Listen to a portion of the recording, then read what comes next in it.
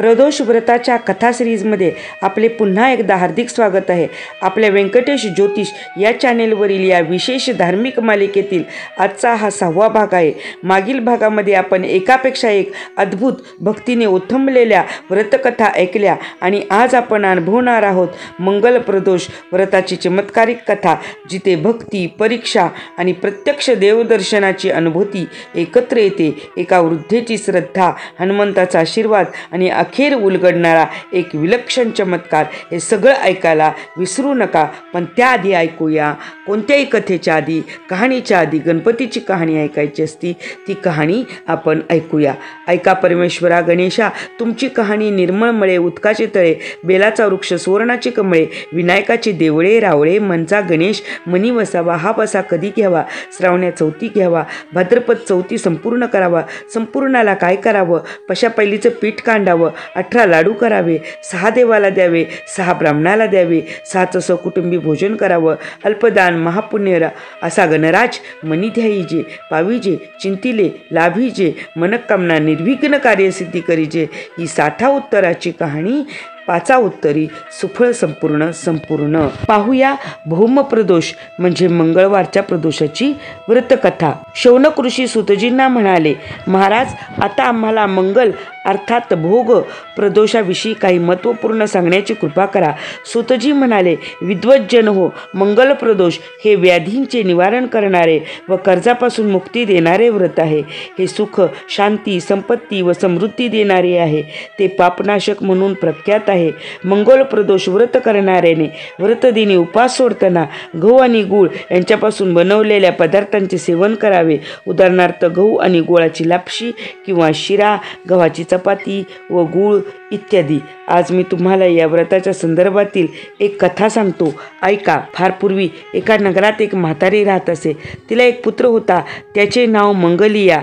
ती वृद्धा हनुमंताची श्रद्धेने उपासना करीत असे।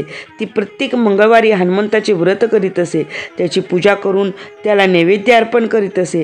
त्या दिवशी ती जमीन सारवत नसे व मातीही खणत नसे। अशा प्रकारे तिने बराच काळ व्रताचरण केले। एकदा हनुमंताने तिच्या श्रद्धेची परीक्षा घेण्याचे ठरवले। तो साधूचा वेश घेऊन तिच्या घरी गेला व म्हणाला, माझी इच्छा पूर्ण करू शकेल असा कोणी हनुमंताचा भक्त येथे आहे का? त्याचा आवाज ऐकून म्हातारी बाहेर आली। तिने साधूला नमस्कार केला व म्हणाली, महाराज, माझ्यासाठी काय आज्ञा आहे?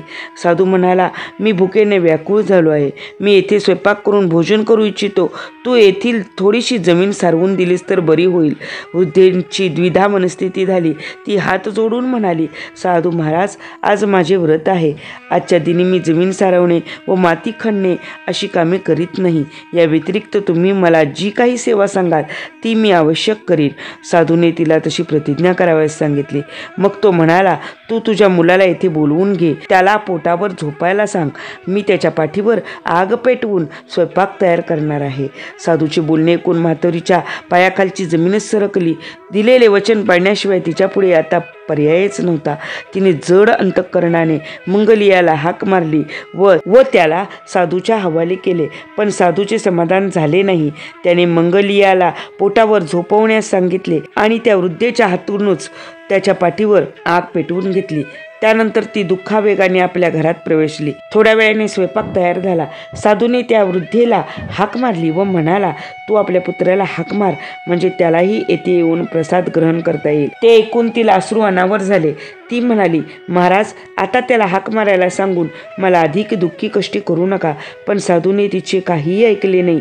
त्याचे मन राखण्यासाठी तिने मंगलियाला हाक मारली तर काय आश्चर्य, तो बाहेरून धावत धावत हसत आला। त्याला सुखरूप पाहून तिच्या आनंदाला पारावार राहिला नाही। तिने साधूचरणांना नन्यभावे नमस्कार केला, त्याची क्षमा मागितली। तेव्हा प्रसन्न झालेल्या हनुमंताने साधुवेश टाकून तिला मूळ स्वरूपात दर्शन दिले। आपल्या आराध्य दैवताला आपल्या अंगणातच प्रकट स्वरूपात पाहून ती वृद्धा धन्य झाली। सुतजी म्हणाले, श्रोते हो, हनुमंत हा रुद्रावतार आहे। मंगल प्रदोष व्रत केल्याने शिवपार्वती आपल्या भक्तांना अशाच प्रकारे दर्शन देऊन कृतार्थ करतात। ही होती भौम प्रदोषाची रम्य कहाणी। अशाच प्रकारच्या अनेक प्रदोष कथा ऐकण्यासाठी, विविध धार्मिक सण, उपासना यांची माहिती मिळवण्यासाठी माझ्या व्यंकटेश ज्योतिष या चॅनेलला जरूर सबस्क्राईब करा। आणि तुम्हीही प्रदोष व्रत करत असाल तर कमेंट्समध्ये जय भोले शंकर असे लिहायला विसरू नका. भेटूया पुन्हा एकदा अशाच उपयुक्त व्हिडिओसह. तोपर्यंत शुभम भवतु. धन्यवाद.